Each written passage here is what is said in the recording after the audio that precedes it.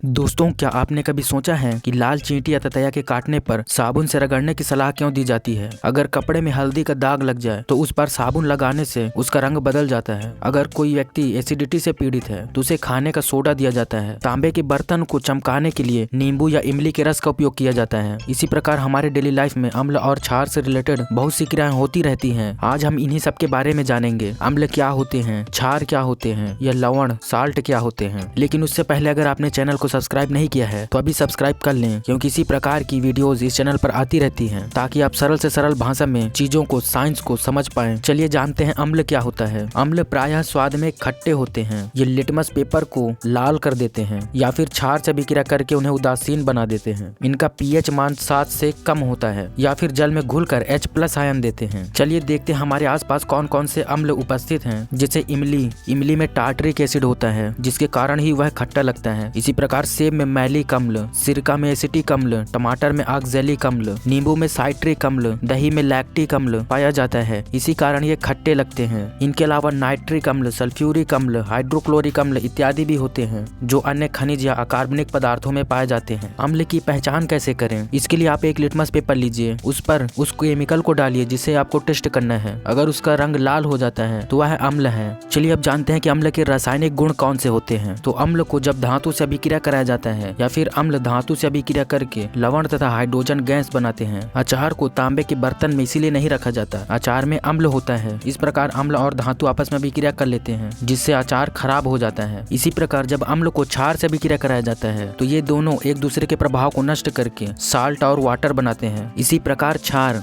स्वाद में कड़वे या तीखे होते हैं तथा लाल लिटमस पेपर को नीले कर देते हैं। इनका पीएच मान 7 से अधिक होता है। जल में घोलने पर ये OH- आयन देते हैं। जैसे चूना, इसमें कैल्शियम हाइड्रोक्साइड होता है। खाने का सोडा जो सोडियम हाइड्रोजन कार्बोनेट होता है। कपड़े धोने का सोडा जो सोडियम कार्बोनेट से बना होता है। ये सब हमारे आसपास पाए जाने वाले क्षार हैं। इसी प्रकार ammonium hydroxide, sodium hydroxide, potassium hydroxide आदि अन्य क्षार हैं। सभी क्षारक जल में घुलनशील नहीं होते। जो क्षारक जल में घुल जाते हैं उन्हें क्षार कहा जाता है। कुछ धातुएं क्षार के साथ भी अभिक्रिया करके लवण तथा हाइड्रोजन गैस बनाती हैं। इसी प्रकार क्षार को भी अम्ल से अभिक्रिया कराने पर साल्ट और वाटर बनता है। कैसे पता करें कि कोई अम्ल या क्षार कितना प्रबल या दुर्बल है? तो हम इसे पीएच स्केल या पीएच मान की सहायता से पता कर सकते हैं। पीएच स्केल को वैज्ञानिक सोरेनसन ने प्रस्तुत किया, जिसे पीएच स्केल पीएच पैमाना कहते हैं। इस स्केल में 0 से 14 तक अंक होते हैं, जिसमें 7 को मध्य या उदासीन बिंदु माना जाता है। यानी कि जिस विलयन या जिस केमिकल का पीएच मान 7 होगा तो वह उदासीन होगा, यानी कि ना तो वह अम्ल होगा ना ही क्षार। जबकि पीएच मान 7 से कम होने पर वह अम्लीय होता जाएगा। उसका पीएच मान जितना कम होगा वह उतना ही अम्लीय होते जाएगा, यानी कि उसकी प्रबलता बढ़ती जाएगी। इसके अपोजिट यदि किसी विलयन का पीएच मान 7 से अधिक होता है तो वह क्षारीय होगा, और जितना ज्यादा उसका मान होगा वह उतना ही ज्यादा क्षारीय होते जाएगा। जैसे नॉर्मल वाटर का पीएच मान 7 होता है। हमारे मुंह के अंदर लार का पीएच मान 5.5 होता है। हमारे ब्लड का पीएच मान 6.8 से 7.8 तक हो सकता है। इसी प्रकार दूध का पीएच मान 6 होता है। कई पौधे व जंतु दूसरे जीवों से अपनी सुरक्षा के लिए या उनसे बचने के लिए एसिड या क्षार का उपयोग करते हैं। जैसे बिच्छू, बूटी, मधुमक्खी और अन्य पौधे व जंतु। मधुमक्खी जब डंक मारता है तो वह एक प्रकार का अम्ल स्रावित करता है, जिससे दर्द और जलन का अनुभव होता है। इसी प्रकार कई पौधे और अन्य जंतु भी अपनी रक्षा करते हैं। हमारे लार का पीएच मान जब कम होने लगता है तो दांतों में सड़न शुरू हो जाती है। इससे बचने के लिए इसीलिए हम डेली क्षारीय दंत मंजन से अपने दांतों को साफ करते हैं। जब लाल चींटी हमें काट देती है तो हम साबुन रगड़ते हैं, क्योंकि लाल चींटी हमारे शरीर में एसिड डाल देती है और साबुन बेस होता है, जिससे एसिड और बेस आपस में रिएक्शन करके एक दूसरे के प्रभाव को न्यूट्रल कर देते हैं। इसी कारण लाल चींटी, मधुमक्खी या ततैया काटने पर साबुन रगड़ने की सलाह दी जाती है। हमारे पेट में भी जब एसिडिटी हो जाती है तो हम सोडा पीते हैं, क्योंकि सोडा क्षारीय होता है और पेट में अम्ल की मात्रा बढ़ गई है तो क्षार और अम्ल आपस में अभिक्रिया करके एक दूसरे के प्रभाव को नष्ट कर देते हैं और हमारे पेट का पीएच मान नॉर्मल या उदासीन हो जाता है। इस प्रकार हमारे आसपास डेली लाइफ में अम्ल और क्षार के एग्जाम्पल मौजूद हैं। जब अम्ल और क्षार आपस में रिएक्शन करते हैं तो लवण या साल्ट का निर्माण होता है। इनका पीएच मान 7 होता है और ये नॉर्मली स्वाद में नमकीन होते हैं। अम्ल और क्षार की रिएक्शन से लवण का बनना उदासीनीकरण अभिक्रिया कहलाता है। जैसे जब नाइट्रिक अम्ल और पोटेशियम हाइड्रोक्साइड को रिएक्ट करवाया जाता है तो पोटेशियम नाइट्रेट और वाटर बनता है। इसी प्रकार जब हाइड्रोक्लोरिक एसिड और सोडियम हाइड्रोक्साइड को मिलाया जाता है तो NaCl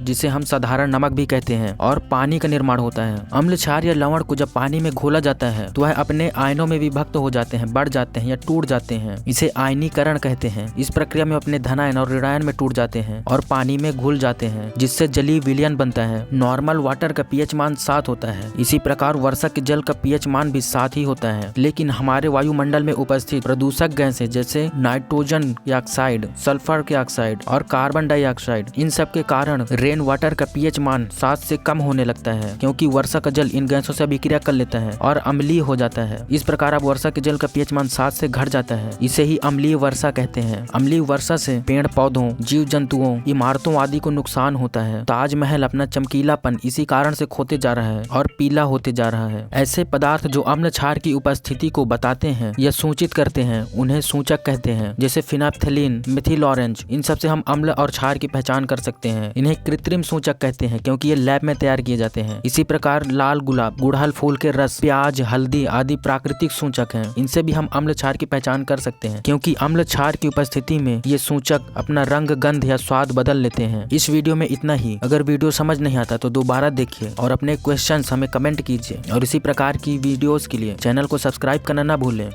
वीडियो को पूरा देखने के लिए आपका बहुत बहुत धन्यवाद।